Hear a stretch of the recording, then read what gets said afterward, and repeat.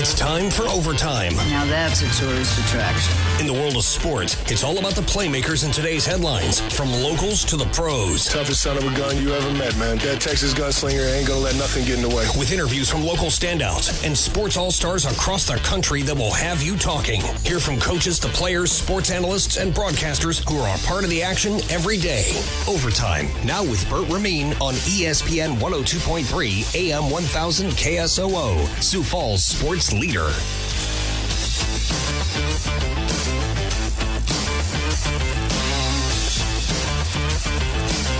You're in the right place at the right time. It's time to tip off the Tuesday edition of Overtime, final day of the month of April. We're getting tuned up, ready to roll for the warm weather.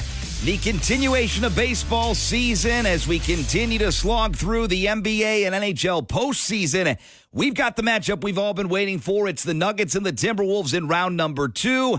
Quite the matchup, but the only issue is you got to wait till Saturday for Game 1 to be determined start time. Game 1 will be in Denver for the semifinals of the Western Conference. You got star power, Anthony Edwards, Karl Anthony Towns, Rudy Gobert, Nikola Jokic, Jamal Murray, and so many more set to duke it out for a trip to the Western Conference Finals on the line. A lot of folks would prefer this game or this matchup to be the Western Conference Finals, but again, you can only get what you got here, and with that, it's the Timberwolves and Nuggets in round number 2 of the Western Conference semifinals. That starts on Saturday, and we've got an update on the status of Coach Chris Finch to share with you on the show today. We'll also be talking Minnesota Twins. They've won 8 straight ball games, still at 4th in the AL Central right now. That will change soon if Minnesota keeps playing the way they are. Latest from the NFL, Twins broadcaster Kris Atteberry joins us around 11:20, NFL latest 11:30, and we will break down the NFL draft from the perspective of the Bleacher Report with one of the top analysts there, Brent Sobleski. He'll hop on the show, talk about the Minnesota Vikings, what their draft class can and will become. Also hand out some grades, good, bad, or indifferent for the Falcons and other teams that didn't have good drafts, and for the Pittsburgh Steelers and a few others that everyone agrees had a phenomenal draft here in late April. Hour number 2, headlines of the day. Later on in hour number 2, I'm going to sing the praises of the Minnesota Vikings again. I don't want to, but I have to. Reason being, I really liked their draft, and more than that, I loved the work they did in undrafted free agency back-to-back years. Last year, I told you folks that Ivan Pace Jr., Andre Carter II would make the Minnesota Vikings roster. They went on to do just that, and that was an impactful undrafted free agent class. If you can get 1 or 2 or 3 guys that make the roster, maybe turn into something, that's a win, and that's what the Minnesota Vikings had last year. I have at least 4 impact players. And what do I mean by that? Are they going to go to a Pro Bowl this year? Probably not. In fact, maybe definitely not for the Minnesota Vikings undrafted free agents. But there's 4 guys right now that I immediately circled and said, darn it, they hit the nail on the head. They got really good players in undrafted free agency. Minnesota Vikings latter half of the draft wasn't crazy pretty, but they also basically only had 6th and 7th round picks remaining. I'll highlight the draft picks, highlight the undrafted free agents, and tell you the ones that you need to know if you're a Vikings fan as we tune it up for minicamp in early June, training camp in July and August, preseason from then on, and the 2024 regular season. Just a little while ago, it felt like we were 2-3 months from the NFL draft, and now we're 2-3-4 months from anything significant in the NFL offseason. But we get you the latest and greatest. Meet the Vikings draft class, undrafted free agents in hour number 2. Latest from the NBA, Minnesota and Denver set to collide, and an update on head coach Chris Finch's status for that series that begins on Saturday. And we round out the Tuesday, April 30th edition of the show with the latest and greatest in the good, the bad, and the ugly. A lot of people, myself included, were on the Tampa Bay Lightning as a team that could potentially contend in the NHL Stanley Cup playoffs. That contention has come to an abrupt end as the Panthers slammed the door last night, win the series 4-1. Nick Cousins will hold it, drops back across center and hands it to Nico Mikkola. The fans to their feet. The final seconds will tick away. It's going to be a 6-1 win for the Panthers here in Game 5. That's the game.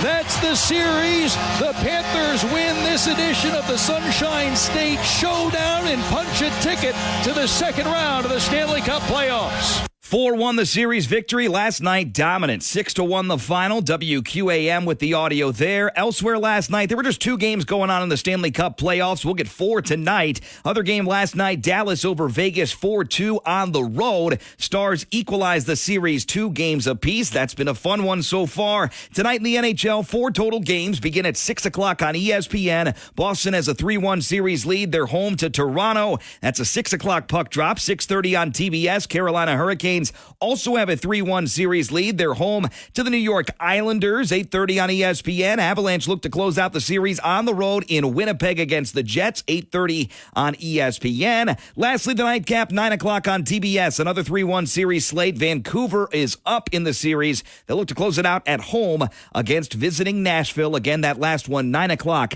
on TBS. NBA Finals from last night. 3 good games went on. First things first, Boston takes a 3-1 lead in the series. Derek White, get to know him. Career night for him. Jalen spins on Hero, kick to the corner, Horford extra pass. How about a Derek White 3 that finishes the deal? How poetic was that? His 8th 3 of the night, 38 for Derek White. 98.5 the Sports Hub there. That 38 points for White is a career high. Boston dominates Miami on the road, 102-88. Celtics lead that series 3-1. Elsewhere, Oklahoma City, first sweep in quite some time. They finished the job against New Orleans. Final score there, 97-89.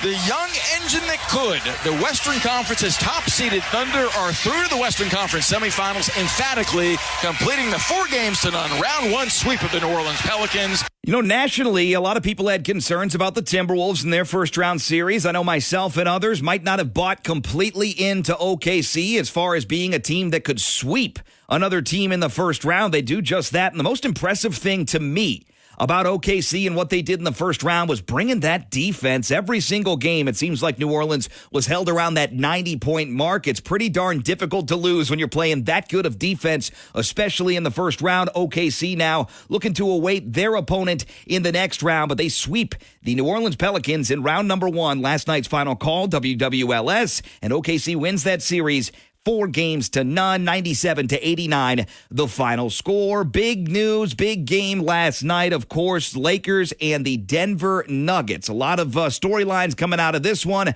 First things first, though, let's give credit where credit's due, and that goes to Jamal Murray, who continued to put on a show. Already has a buzzer beater this postseason, and he nearly got another one. Just a couple seconds left on the clock. Murray has it on the high right side. High pick from Jokic. Murray, jumper from 8. Got it again! 3.6 seconds left for the Lakers. LeBron over to Prince. Jumper's no good at the horn.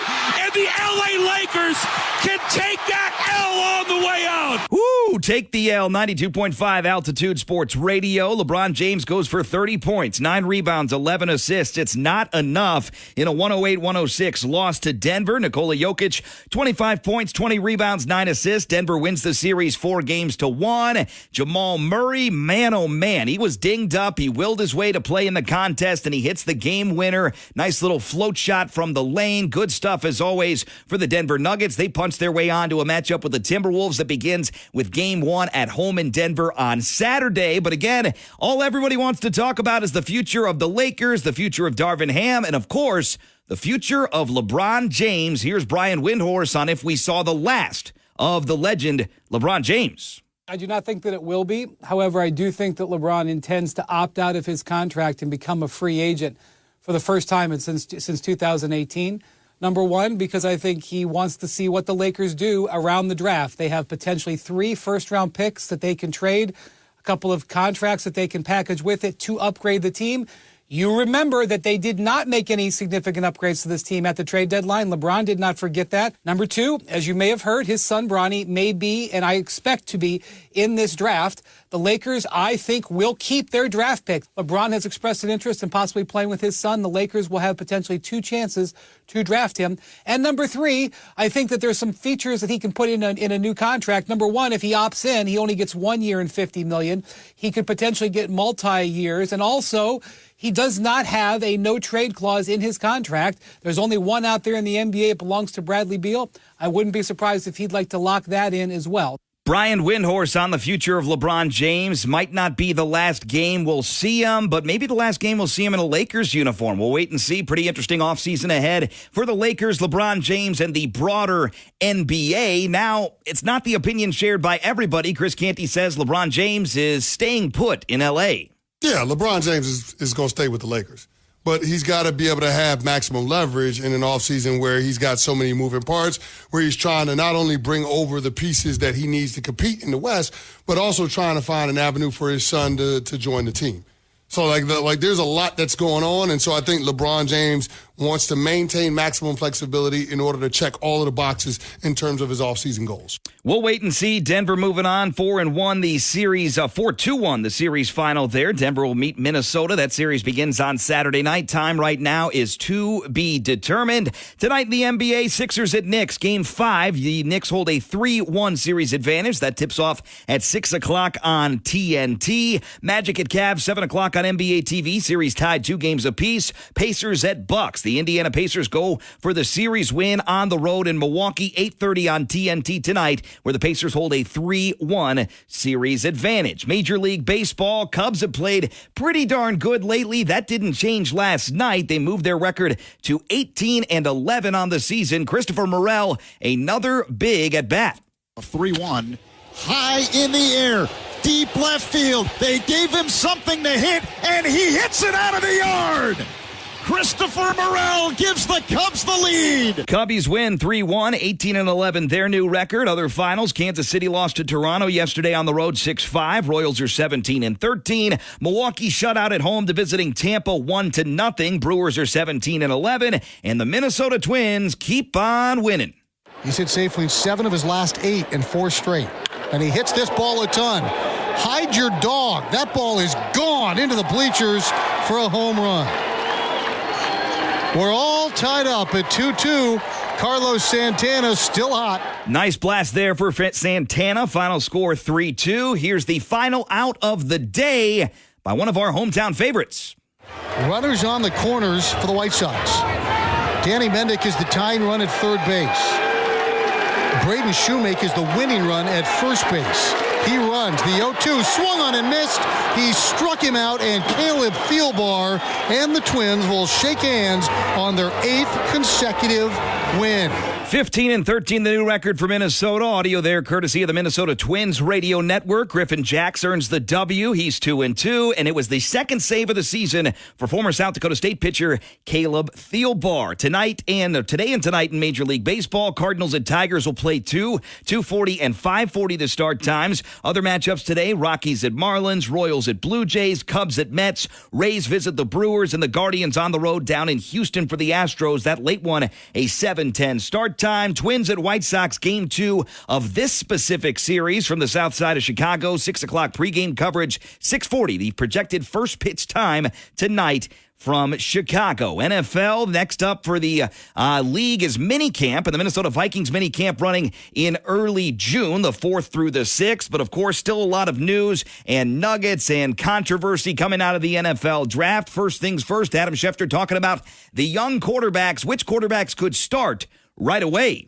When you're drafted 12th, or you're drafted 1st, 2nd, 3rd, or 10th, you're going to have an opportunity to start in training camp. Now, the only one in this group of the 6 quarterbacks drafted in the first round who you would not think will have a realistic shot to start on opening day would be Michael Penix. Caleb Williams is going to start for the Bears. I would think that Jaden Daniels is starting for the Commanders. Drake may not, actually. Drake May probably will not. I would think he'll be behind Jacoby as they groom him, but at some point this season, you would think that Drake May is going to get his chance. Penix will be behind Cousins. JJ will have a real chance to start. It'll depend on how the summer goes.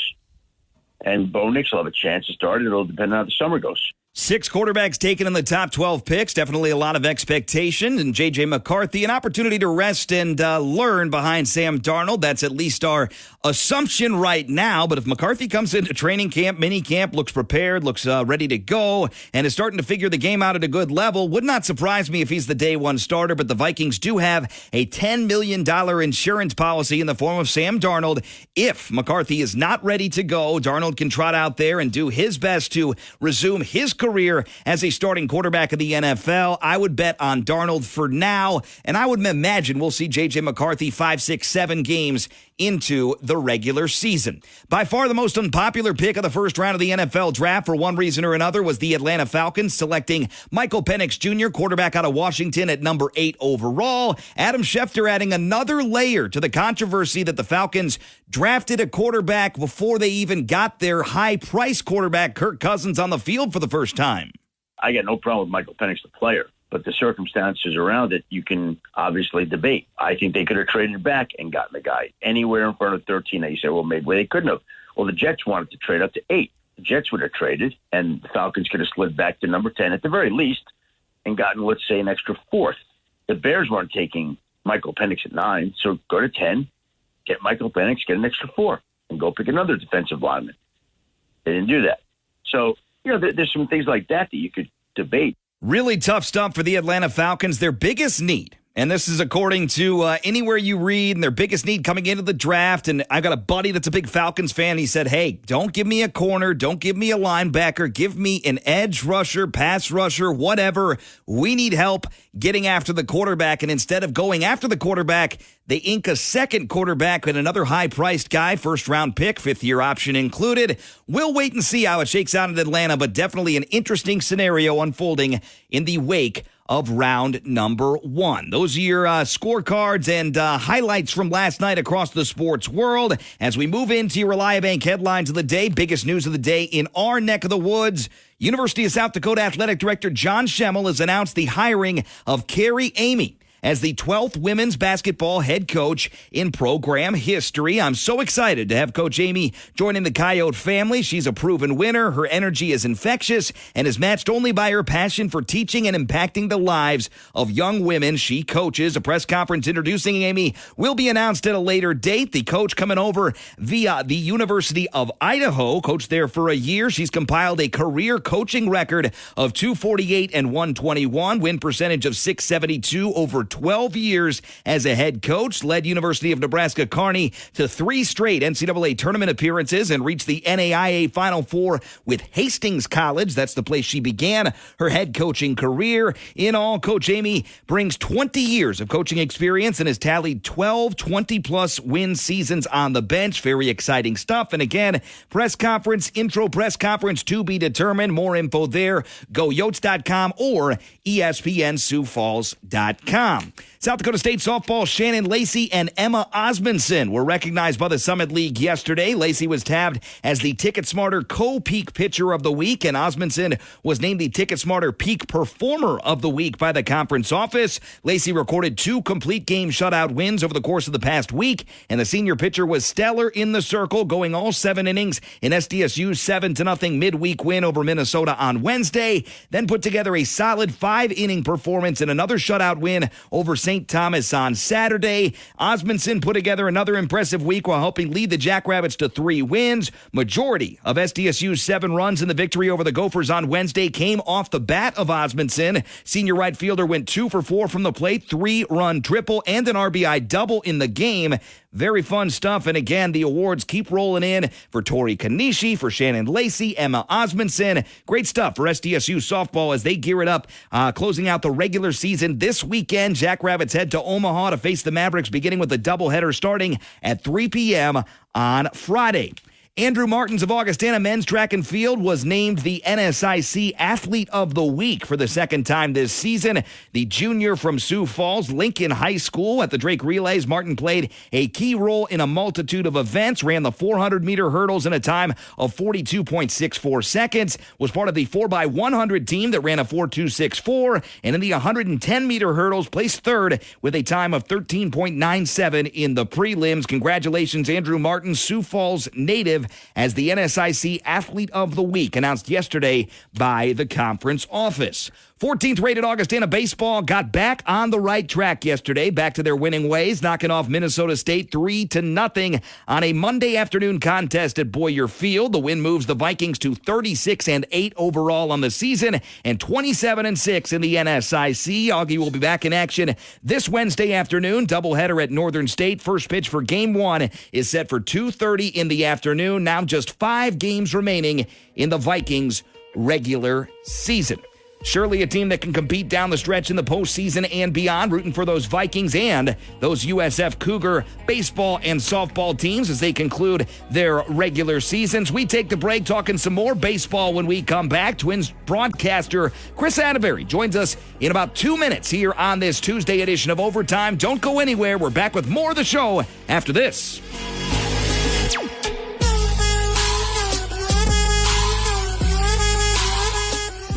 Don't miss a moment of local college and pro sports action. Stay connected and download the app for Overtime on ESPN 102.3 and AM 1000 KSOO.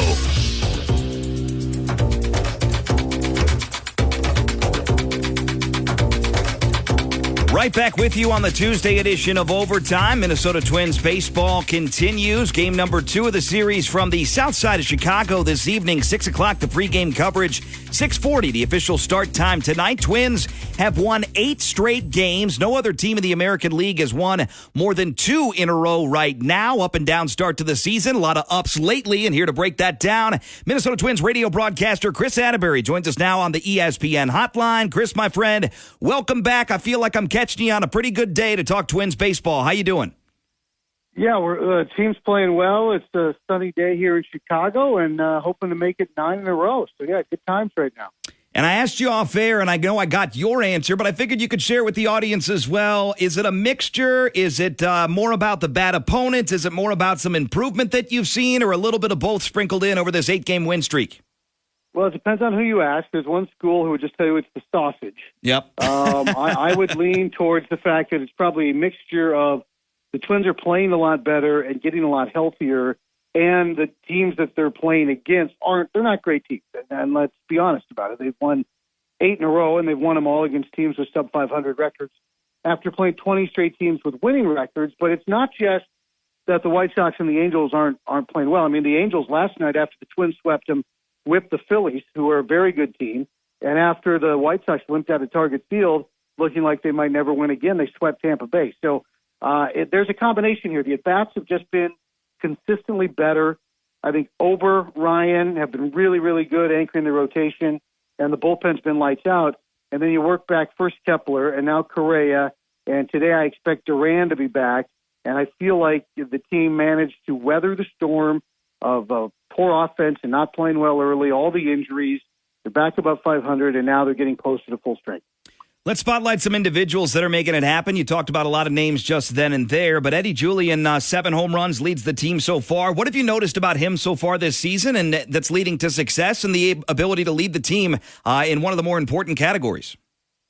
Yeah, Eddie he knows the strike zone so well. He's just not going to get beat out of the zone. And so when he's in the zone and he's barreling up balls, he's got this amazing profile. He chases out of the zone less than any player in the game. And when he's in the zone, his barrel rate, meaning when he makes contact, he makes clean contact. He's not getting jammed. He's not hitting the ball off the end of the bat. He makes clean contact. And you make clean barrel contact, you're more likely to get a base hit. Early in the year, he was kind of in between. You know, he was getting beat on fastballs looking for sliders. He was getting beat on sliders looking for fastballs. And I think he's really settled in. He's seen the ball well, and he's punishing mistakes in the heart of the plate. And it's been contagious. That's what we saw really in Anaheim was controlling the strike zone, not getting yourself out on those pitchers on the pitches on the edge of the zone. We were waiting for the rest of the guys to catch up. You know, it had been kind of the Julian and Jeffers show, and they've done that. I think it started with Kepler coming back, Santana and Castro got hot, and now that you have the depth back, we see the all right-handed lineup against the lefties, but then the lefties like Kepler coming off the bench to get the game-winning hit. Or the all left-handed lineup we'll probably see tonight, with then the righties lying in wait for a special bullpen opportunity. So Rocco has his toys to play with, in particular with Correa back. Castro becomes even more valuable, started in left, ended up at third, can move a lot of guys around. Eddie Julian, 7 home runs, leads the team thus far. Ryan Jeffers has 17 RBI this year, has the best batting average, 294. That's the best with 30-plus at-bats, to be clear, for you stat hounds out there. Ryan Jeffers, what do you think have been the keys for him, and how solid has he been to start out the year?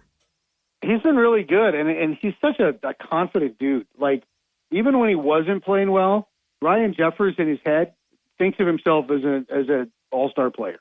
And that's why he's good. He's so confident. And last year, made changes in his approach to the plate. He got real wide in the zone, kept his lower body quiet, took a lot of the moving parts out, and that's allowed him to make adjustments now on his swing, pitch to pitch, pitcher to pitcher.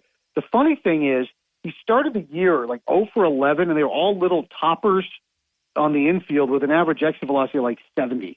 Like, it was terrible. And he joked he was just getting them all out of the way.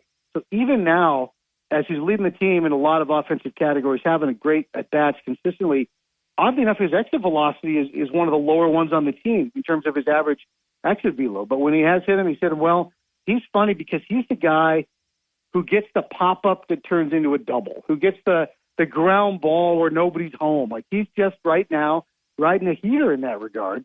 He plays with a tremendous enthusiasm. He's the chief sausage tosser on these home runs, and it's fun to see. I also think the fact that Vasquez is playing so well defensively has allowed, in some of the absence of some of the other players, Jeffers to DH, and he's really taken to that. Not everybody does, but he has. Minnesota Twins have won 8 straight ball games, 15-13 the overall record. Still sitting at 4th in the AL Central, but just 4 games back right now of the first-place Cleveland Guardians. Talking with Twins radio broadcaster Kris Atteberry here on the Tuesday edition of Overtime. We talked a little bit about the return of Correa and others. What's the latest you can tell us health-wise on the team? Are there any long-term concerns right now, or is everything relatively short-term for the team? I think it's mostly short-term. I mean, Royce is the biggest one out there. We're right about the point here as we hit the end of the month where Royce's original quad injury will be reevaluated. And according to Royce, he's ready to go. According to the rest of the medical world, not so fast. But he is progressing nicely. And I think in the coming weeks, we're going to see Royce start to do some of the baseball activities that would move him closer to returning. I think if he returned by June 1, people would be ecstatic. But like I told you, I think Duran will be back here in Chicago. I think Topa probably has 1 to 2 more outings in St. Paul, then he'll be back. And the way the bullpen has gone, tough decisions to make because everybody's worthy of staying. They've played so well, and they're going to get 2 really good guys back. We've seen a lot of these spots where Stewart and Jack face the heart of the order in the 7th or the 8th, and then it's, okay, is it Okert, is it Thielbar, even Bowman, who gets the 9th inning? Well, now that question is Duran answers it really emphatically. So a 3-headed monster at the back of the bullpen, that makes these games really, really short, which is nice. It's been pretty darn fun to start the year for the Minnesota Twins, especially lately. 8-game win streak at Chicago today and tomorrow. 6:40 the start time, 6 o'clock pregame coverage. And this weekend, I know several listeners that won tickets with us are out in Target Field to see the Red Sox come to town Friday through Sunday. Lastly, Kris, before we let you go, I got to have you let me in the broadcast booth a little bit. I know you spent some time here in Sioux Falls, spent some time elsewhere, and also have been with the Twins for a while. But let me into the broadcast booth this year. Has your process changed at all? Have you learned a lot this year being the lead guy on the radio? And lastly, every broadcaster has a different kind of methodology regarding drinks during the contest, whether or not it's water, hot tea, coffee, maybe you venture into soda territory. I wouldn't recommend it. What's your go-to drink during a broadcast? And also, just let us into the booth. How's things been going for you?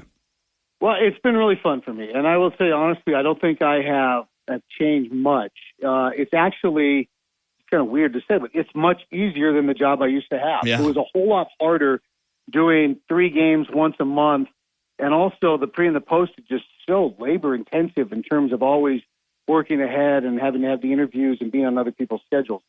So I've just more than anything tried to relax. I think that's what's made me a better broadcaster is I've learned to relax from my days, at the birdcage.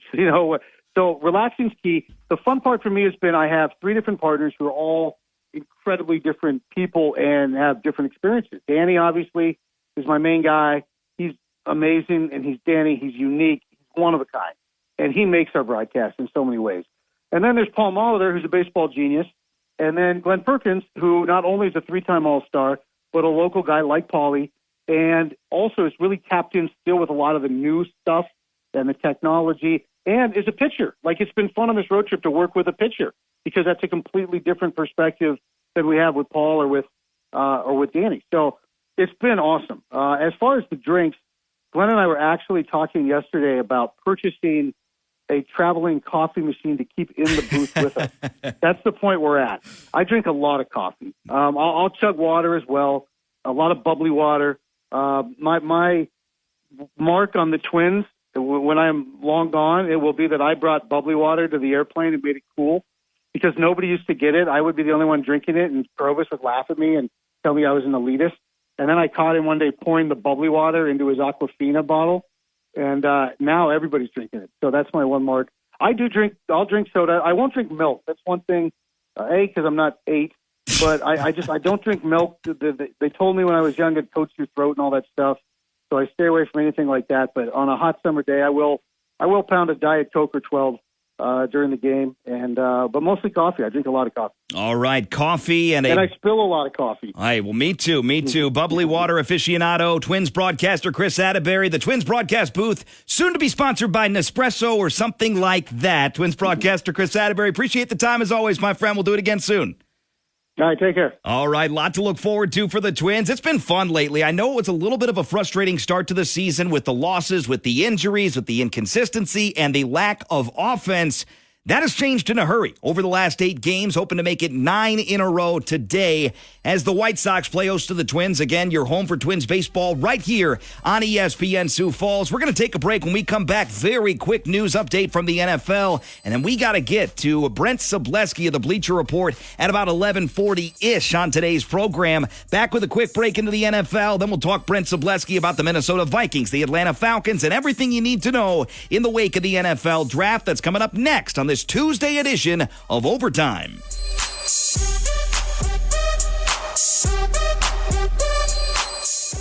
It's so convenient. Go. Download the free app now.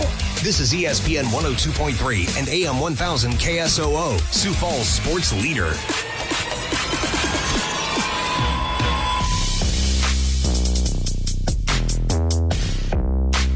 Right back with you. It's the Tuesday edition of Overtime. Thanks for tuning us in as always. Ever miss any of the show? Podcast links easily accessible, ESPNSiouxFalls.com or on your mobile device with the free download of the ESPN Sioux Falls app, available for download now at Apple App Store or on Google Play. Quick updates from the NFL. After months of speculation, the New England Patriots ultimately did what most people expected in the first round of the draft. They kept their pick and drafted North Carolina quarterback Drake May. But if they had wanted to trade down, there were good offers available to them. Mike Rice of ESPN reports that both the Giants and the Minnesota Vikings offered multiple first-round picks to the Patriots on draft night. The report says the Giants' offer was the number 6 overall pick and their first-rounder next year, while the Minnesota Vikings offered number 11, number 23, and their first-round pick the following year, 2025. But in return, they asked for number 3 and a couple of mid-round picks. So neither offer was accepted by the New England Patriots. They're rolling with Drake May, a guy that may or may not, no play on words there, may or may not be ready to play right away. They've got Jacoby Brissett, who is a in-house favorite there, has been with New England before, experienced, savvy veteran. He could fill in for 5, 6, 7, 8, 9, maybe a whole season of games for New England if May is truly not ready. Plenty of time for the youngster to cut his teeth, practice film, practice during the week as well,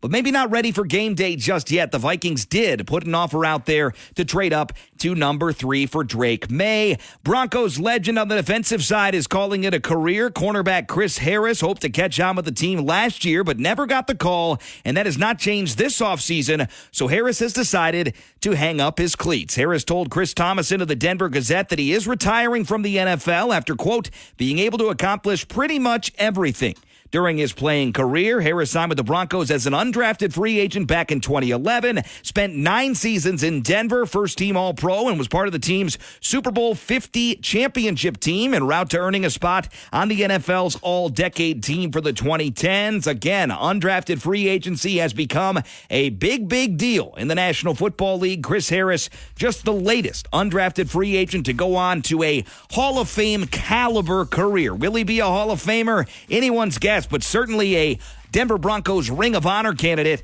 an all-pro guy, all-decade guy, and a Super Bowl champion. Chris Harris calls it a career as of today with the Denver Broncos. We take the break, back to talk football, and more football. NFL draft chatter with Brent Sobleski of the Bleacher Report. That heads our way next on this Tuesday edition of Overtime.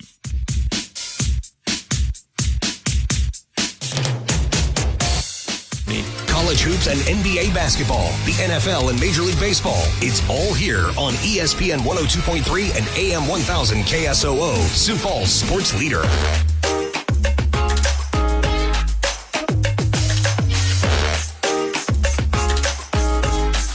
Right back with you. It's the Tuesday edition of Overtime. I'm your host, Bert Ramin. You can track me down anytime before, during, or after the show at Bert ESPN. NFL draft is over, but we're still talking about it, breaking it down, talking undrafted free agency and more throughout the week and into the future as we get tuned up for mini camp starting in early June for most teams out there. Minnesota Vikings, June 4th through the 6th. One of the first times you'll see all those rookies there in Eagan and the surrounding areas. And now, joining us now on the ESPN hotline to break down the NFL draft, talk about the peace he has found in the days following the calm after the storm, if you will. Brent Sobleski of the Bleacher Report joins us now on the ESPN hotline. Brent, it's always great to talk to you. How you doing? You getting rested up? I'm doing well. I don't know if the correct term would be decompression, or maybe it's just depression after studying the draft as you do on a year-round circuit. Hey, I know the hard work pays off, though. You guys do just about as good a job as anyone in the business. BleacherReport.com, one of the great places to find your premier draft coverage. You can get it anywhere, but Bleacher Report, always reliable for draft coverage, for NFL analysis, and more. Brent Sobleski, one of the leads there. Draft was pretty fun, I thought, from Thursday night with Caleb Williams going number 1 overall. Friday and Saturday, all sorts of gems, all sorts of swings and hits, swings and misses. When it comes to round number 1, what surprised you the most that wasn't the Atlanta Falcons muddying their quarterback situation? I'm so glad you qualified that because there was no other answer. Yep. Literally no other answer. I got to make you think now, Brent. Well, I'm going to still stick with quarterback, though, because Bo Nix at 12, while a good fit for the Denver Broncos, is still a massive reach from an overall talent perspective. And I giggled to myself, almost like a little schoolgirl the other day. We're like, well, he's experienced and we know what we're getting. Well, no crap. He's 24 years old, and he started 61 games, the most ever in college football history. So you knew that's what he was, but how much upside does he actually present? And it felt like a situation where a team was forced into a pick, no matter how much they want to rationalize it, because one, they had the worst quarterback room in the entirety of the NFL, and two, they lacked a second round pick because of that quote unquote Sean Payton trade to get him as a head coach. So the fact that not only the Penix went 8, but then you had Nix at 12 with all 6 quarterbacks going in the top 12 was just an absolute stunner from top to bottom, and obviously something we have never seen before. And obviously there's a lot that we've never seen before moving forward, and there's 6 different quarterbacks taken in the top 12, and all of them interesting landing spots. But let's talk about first things first. Before we dive into the Vikings and J.J. McCarthy, I wanted to ask you about big reaches in the first round. Was there one team that's non-quarterback? Of course, we could even qualify Penix or Nix there. Outside of quarterbacks, was there one team that really reached in the first round on their pick in your eyes? Well, the one that surprised me the most, and it's not necessarily a reach from where we had them grade them with the Bleacher Report scouting department, but why they made that selection. When the Baltimore Ravens took Nate Wiggins at the bottom of the first round, and I point to that because, yes, Baltimore needed cornerback depth, and there's no denying that whatsoever. Simultaneously, you went into this offseason, and your offensive line has been obliterated, right? John Simpson leaves in free agency. You trade Morgan Moses to the New York Jets. Right guard was already an issue. So 3/5 of your offensive line was completely up in the air, and you took a cornerback. And now we could make an argument, well, Wiggins was a much higher rated prospect, but in most realities, and I understand team boards are completely different than the boards we put together, but you can make strong arguments for multiple different offensive linemen they could have selected in that range that would have fit very nicely into that system to continue to be that very physical offense that Baltimore has grown to be, especially now that you have Derrick Henry in the backfield. So I think, to me, that was the one that was the most surprising beyond the quarterbacks we discussed. That's a big reach in round number 1. As far as the best value goes, you can pretty much go with any defender that was in the top 5, top 10, top 15, because no defenders were taken until pick number 15 when the Colts took Laiatu Latu. Best value, though, I know Vikings fans want to hear you say Dallas Turner. Is that on the list of best value picks in round 1? It would not be my choice because you mentioned Latu, right? Yes. And it was one of those rare situations where a team outside the top 10 can say, hey, we got our favorite guy at this such and such point because there was no other defenders off the board. So, and it shows, and I was actually discussing this with our scouts and our editor earlier today. If it wasn't for the neck injury with Latu, there was no question he was a top 10 talent. There's no question he's the best pure pass rusher in the class. Yes, Dallas Turner is the most athletically gifted pass rusher, but he has much further along to go when it comes to overall development and becoming a polished pass rusher to really compete consistently at the NFL level. Now, neither of those actually would be the ones that I thought was the best value overall. What I thought was great was the Detroit Lions with Terry and Arnold. When they had a bottom 6 pass defense last year, they tried to overhaul their secondary a year ago.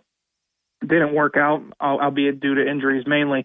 But at the same time, Arnold was very much in the mix for cornerback 1. He's a guy that fits their system, has safety and cornerback experience, very fluid, very physical, that type of guy that will come up and bite some kneecaps, and we love Dan Campbell's type of guy. So I just really like him in that selection for a legitimate Super Bowl team that now has been proved on the back end. And definitely very improved. Last year they got the safety out of Alabama and Brian Branch. They get a corner out of Bama this year. Detroit Lions not messing around with their draft capital. Brad Holmes, Dan Campbell, and the kneecap biters there in the Steel City, or not the Steel City, the Motor City for Detroit. Let's talk about the Vikings Steel, a little bit. S-T-E-A-L. Oh, Steel City. There we go. Hey, you can sell that to Detroit if you'd like to. Brent Sobleski, the Bleacher Report, BleacherReport.com/NFL for all your NFL talk. Vikings draft grade. I've seen it as high as an A, seen it as low as a C+. Are you in the middle on that, or did you really like what they did? Well, I guess I should preface this by stating when we have our rookie superlatives come out for our selections for Rookie of the Year, Best Passer, so on and so forth, I picked J.J. McCarthy as my choice for NFL Rookie of the Year in 2024. So, yes, I do like what they did, and I specifically like that they didn't fall for all the smoke during the pre-draft process. Yes, they traded up to number 10, one pick. They didn't trade into the top 5 and have to give up a massive amount of draft assets to get their quarterback. They generally stayed put. They didn't buy anything the New York Giants were trying to sell publicly, and they brought in a guy that, while yes, there are question marks, and rightly so, based on the limited sample size you have with him in his evaluation, there's not questions about his ability, and there's definitely not questions about how he should be able to pick up the offense with that surrounding cast. I absolutely adore what McCarthy's walking into. You have a rock-solid offensive line. Aaron Jones now in the backfield. You get to throw to Jefferson and Addison. Oh, and a 2-time Pro Bowl tight end and T.J. Hawkinson. I think that could just be an exceptional pairing, and the fit is as good or better than any of the 6 quarterbacks in this year's first round. Brent, let me piggyback that real quick. So you think that McCarthy will start pretty early on then if you're banking on him to be your Rookie of the Year, correct? Who's their other quarterback? They've got, of course, they got Sam Darnold as the guy, $10 million. That was the joke, Bert. That was the joke. No, I am not. I'm not even considering him as anything more than a speed bump to McCarthy starting eventually. Because what you hear from within organizations, right, is at least during the pre-draft process, was how well McCarthy handled everything from an intelligent standpoint, and how he was able to absorb everything that was thrown at him, and not only absorb it but understand it. And so I expect that to occur throughout this process. And I'm very process oriented when it comes to these quarterbacks. I want them to start when they're ready. I don't want any random amount of games thrown out. I don't say every guy should sit. I don't say every guy should start from day one. But considering the way he's built, to me, it's a perfect situation for him to start in day one. And Vikings fans, very happy to hear you say that. Let's lastly get to a winner and a loser in the NFL draft. You can say the Falcons if you'd like to, and I might make you say something really nice about your rival Steelers. I know you're an Ohio guy. They did pretty darn well. Who's your biggest winner, biggest loser of the NFL draft in its entirety? You apparently are reading my Twitter feed because you nailed both of them. Well, there we go. So, hey, even a broken clock is right 2 times a day. Yeah. Yep. Excuse me. Falcons are obvious, but not just because of Penix. I thought their second-round selection of Ruka Horro was suspect as well. Apologize. No worries. But with with the Steelers, I thought they hit it out of the ballpark with those 2 offensive linemen in the first round and now have a new identity at the team that's just going to be tough, physical, rugged. They have quarterback solved for at least this year, and they should be very, very difficult out for the rest of the AFC. So I absolutely loved what the Steelers did. And it wasn't just those 2 offensive linemen, which I think were great values in both the first and second round. Then you add Roman Wilson to the wide receiver core, which, as we well know, Pittsburgh is great evaluating that position. And then Peyton Wilson in the third, if he's healthy, could just be an absolute steal. And it's pretty solid for the Pittsburgh Steelers, what they were able to do. Lastly, Brent, again, BleacherReport.com/NFL for the top-tier NFL coverage you're looking for. Brent, as far as undrafted guys, who was the top prospect that you had on your personal board that was not drafted, and where's he going to catch on? I believe if the top guy that we had rated was surprising, not because that he went undrafted, but because of how far he's fallen when it comes to just the entire process. If anyone watched the Miami Hurricanes, Leonard Taylor came up a lot during actually first-round conversation earlier in the year. So the fact that he continued to slide, and he slid in our rankings throughout the year because he's essentially one-gap penetrating defensive tackle. Seeing him really slide overall to the mid to the late rounds wasn't surprising, but going completely undrafted, considering how highly people thought of initially, that one kind of threw us for a little bit. I'm trying to think off the top of my head. New York Jets is where he absolutely. Yep. So that would have been our top rated guy that slid all the way out. He was just outside our top 100, I think like 105, somewhere around there, just based on potential and how we viewed him coming into the year. So that gives the Jets a little bit of firepower for a guy that can be an upfield penetrator for that defense, even as an undrafted free agent. Pretty great defense to join there for Leonard Taylor as well. Brent Sobleski, the Bleacher Report. Always a blast, my friend. We'll do it again soon. Thanks so much. Thanks, Barry. Have a good one. All right, you as well. Brent Sobleski, the Bleacher Report. Best place to find him on Twitter at Brent Sobleski or BleacherReport.com/NFL. I think Vikings fans, that was a pretty good little hit there as far as Dallas Turner, J.J. McCarthy. Brent Sobleski, not only a big fan of J.J., his preparation and intellect, but hey, he could start right away, Rookie of the Year candidate. That's pretty darn high praise for a guy that some people said slid up the draft boards and rifled up like a rocket ship and wasn't supposed to be a first-round pick. That wasn't me. I thought JJ was pretty darn good. He's clearly a winner. I don't know if he starts right away, but Brent says, who's their starting quarterback? That's right. They're not going to roll with Sam Darnold. Get JJ in there. Let him learn on the go. And that might be very much the case for J.J. McCarthy and those Minnesota Vikings. Brent Sobleski, the Bleacher Report. Then coming up next, headlines, highlights, meet the Vikings draft class. Tell you a couple things about the guys in the latter rounds that you might not yet know, why they're good picks, why they need some time. It's a mixed bag in the draft, but I got to tell you, the undrafted free agent class of Minnesota, not only is it beefy and lengthy, but there's 4 or 5 guys in there that could easily make an impact on this Minnesota Vikings roster in 2024. I will introduce you to them and the names to know in undrafted free agency for the Minnesota Vikings in Hour 2. Latest from the NBA, Minnesota and Denver colliding in the Western Conference semis. Update on head coach Chris Finch's status for that series, and the good, the bad, the ugly still to come on this Tuesday edition of Overtime.